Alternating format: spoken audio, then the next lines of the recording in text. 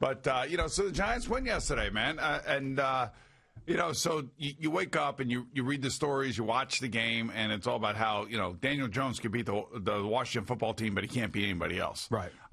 But if he would have lost to the Washington football team, then what? Then what's the story? The story is he continues to turn the ball over and everything else.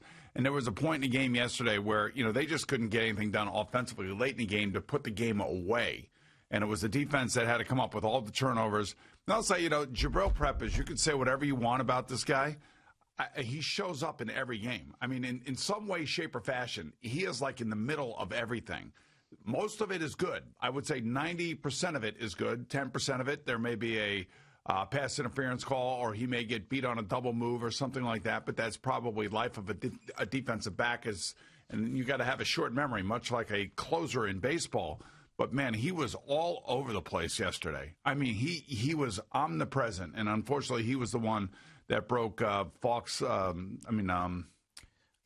quarterback. Kyle Allen. Kyle Allen. I'm thinking about Luke Falk. I don't know why. But Kyle Allen's ankle yesterday, and which was really unfortunate. But, that was a trade. Everybody's got to realize that was a trade. And I believe that trade also garnered the Dexter Lawrence pick. Right, which is the second first-round pick of that draft with Daniel Jones, right? Yeah, but it was the Cleveland Browns with Odell Beckham Jr. Odell Beckham Jr., yeah. Right. So I'm telling you, in my eyes, okay, you lose a personality, you lose a difference maker as a wide receiver, but you get back two guys that are doing things that every football team needs to have done. Especially, you look at Dexter Lawrence like, he's just a big guy in the middle. Big guys in the middle actually make plays. Big guys in the middle stop runs. Big guys in the middle make two guys have to block you if you can get the penetration up the field. Like, look at Cam Hayward for the Pittsburgh Steelers. Goodness. That guy is a monster.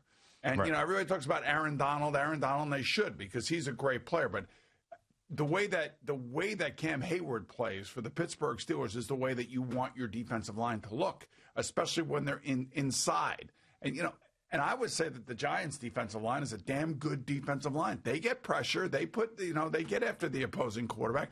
The defense hasn't really been the problem here for the Giants. It's been the offense, and again, it's not a great performance yesterday, but it was a performance that didn't come along with the turnovers. Right, and think about how close Daniel Jones was to coughing that ball up into the game when he gets blindsided in the back. And then normally that ball is up in the air, caught by a defender, and 6 the other way. That's generally what happens in that situation. So we saw two things from him, fourth quarter, even though it was too late, against the Buccaneers, where he threw the ball away, where he really actually threw the ball away when he was under pressure and didn't throw an interception. And then now holding on to the ball when he gets just absolutely crushed from behind and not fumbling it. And the Giants can't apologize for beating anybody, for crying out loud. They got 2 wins. They've had a miserable time the last couple of years winning football games. So if people want to say, they could only beat Washington, so big deal. I think that it's great that you were able to beat Washington twice, and now you see if you can build off of that. And let's not forget the 2 games prior to that, they should have, the 3 games prior to that, they should have won. So nobody expected the Giants to go to the playoffs this year. I think that it's nice to have another victory. And now you got the Eagles, who are a mess, and then you got the Bengals and the Seahawks, by the way. The Seahawks have one of the worst defenses that the NFL has seen statistically in the secondary in a very long time. Yeah, but Russell Wilson's going to put up 24 points no matter what. But I'm not saying that the Giants will beat them. Yeah. But let's not act like the Seahawks are some sort of world beaters. No, they're not. They're not the New Orleans Saints. Well, right. Well, last night just absolutely suffocated Tampa Bay. But think about the Seattle Seahawks defense yesterday. Josh Allen, it was like a playground for him. Yes, he was, 4 touchdown passes. He ran for 1. He had 285 yards in the first half. He ended up with 400 yards at the end of the game. So that game is not as scary as it used to be, but they'll probably end up losing it. Josh Allen's coming out of that little funk that he was in. Every quarterback kind of goes through that somewhere along the line, unless your name's Patrick Mahomes. You never have a funk. But he was going through a little bit of that funk, didn't play great. And then yesterday, that was the Josh Allen that we had seen the first 5 weeks of the season. So maybe he's coming out of it, which obviously does not bode well for either team tonight playing Monday Night Football. But 2 things happened last week. I want to get your reaction to it. And I think we kind of predicted that this was going to happen. One, Thank you, Joe Judge, for making a point and sitting down Golden Tate. Thank you very much. And you won a game without him. And I guess there were other things that were going on the sideline during the game that obviously we were not aware of. Right. So we were all reacting to Golden Tate's wife's Instagram, which is extremely unfortunate that she decided to get herself involved in all of this. And maybe it was, a plan to try to get him traded before the trade deadline. I don't know.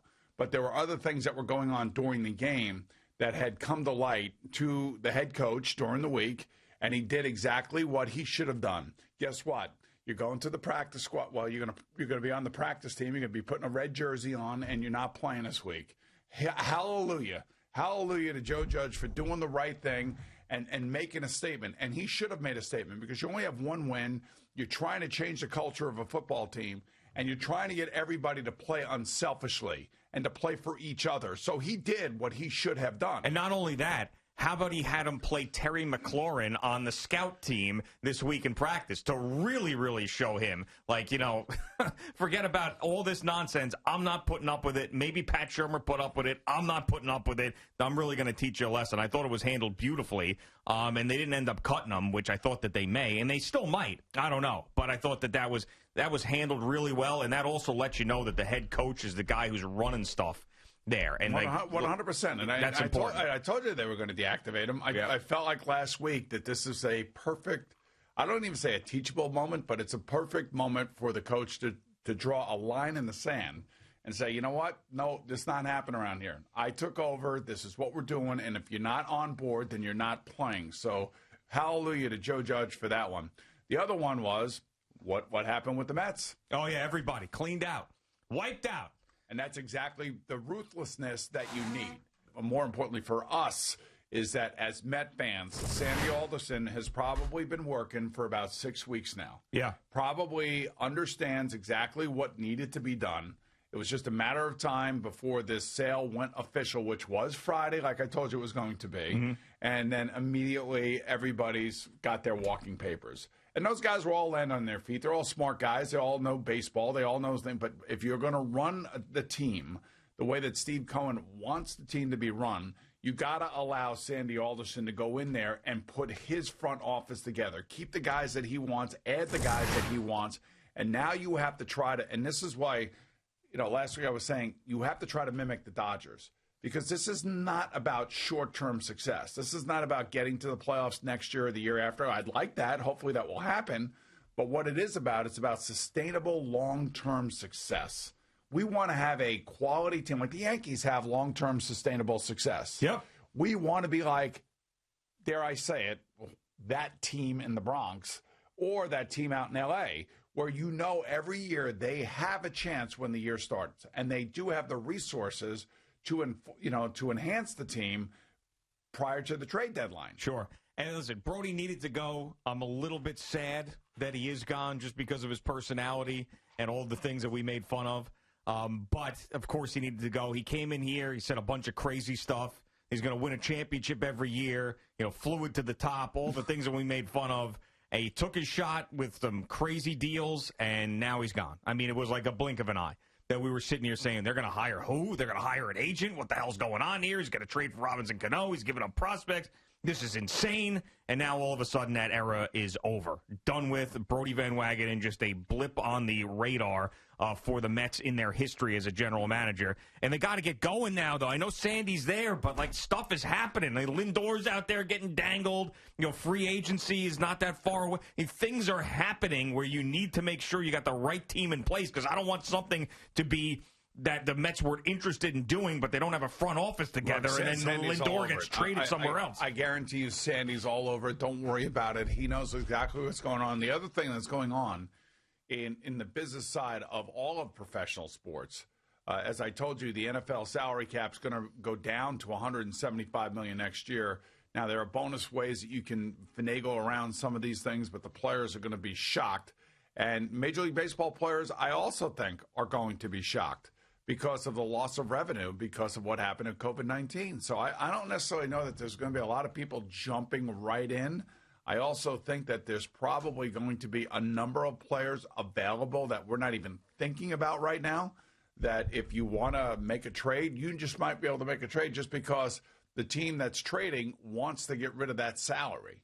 So there are going to be a lot of small market teams that are going to be looking, I believe, to dump salary, long-term contracts, long-term commitments, things of that nature, kind of like the way the Marlins did with Stanton. I'm not saying that that's the kind of contract you want to accept back. I think the Yankees are regretting that now, but this is a very weird offseason, a very weird hot stove league, and I just think that patience is going to be the key here for us as Met fans, because to overpay for somebody that you don't have to overpay for it seems to be counterproductive of the way that Sandy Alderson does things. Yeah, those two guys jump out. One, Lindor, because you know he's going to get gigantic money, and you trade for him. As long as you could trade and get a contract signed. Right, exactly, which I believe they will. Now it's Steve Cohen. I mean, it's not even a question like it used to be. And then also, of course, Nolan Arenado is another name who already got paid. So the Mets are in the best possible spot. A lot of organizations are going to have to trim the fat, as we're seeing that absolutely everywhere. But the Mets are they got a $14 billionaire who is taking over and needs to make a mark when a lot of teams want to make sure that they cut some payroll. I mean, the Mets are in a tremendous position. You just got to make sure that you get the right guys and not like, the guy who's already mailed it in because he got paid, Well, the one thing I will say, Trevor Bauer is about as competitive a guy as there is. And he's also got a lot of interests away from the baseball field. Yeah. He would be an interesting add here, especially on a short-term contract, which it sounds like he's looking for, but he wants to make more per year than Garrett Cole, which is interesting, too. So you're going to bring a guy here, pay him more per year than Garrett Cole, and you have your two-time Cy Young Award winner, Jacob deGrom, making less than that? Yeah. No way. I don't. Trevor Bauer would be really interesting in New York. I mean, he's someone with the personality and everything that some people love it, turns some people off. I don't know. We'll see where he ends up. If I had my wish list, yeah, and I know it's all about pitching and everybody wants pitching, Sandy Alderson will figure out the pitching thing. I'm not worried about him. He'll figure it out. But if I had my wish list, I want DJ LeMahieu, Springer, and Real Muto, or two of those three. See, I want Lindor and Springer. That's what I want. I know. Lindor. I'm talking about free agency. Yeah, I understand. I think that's a lot in free agency. Lindor, to me, is the best. Two of those three guys. Okay, that's fine. And Real Muto, I don't know. You hear maybe New York isn't the place he wants to be. I'd love him to get that catching situation figured out. But it's all a matter of time now with Steve Cohen, because you know he's going to do something. Thank you for watching. Please like, comment, and subscribe. And don't forget to hit the red bell so you're notified when we have new content.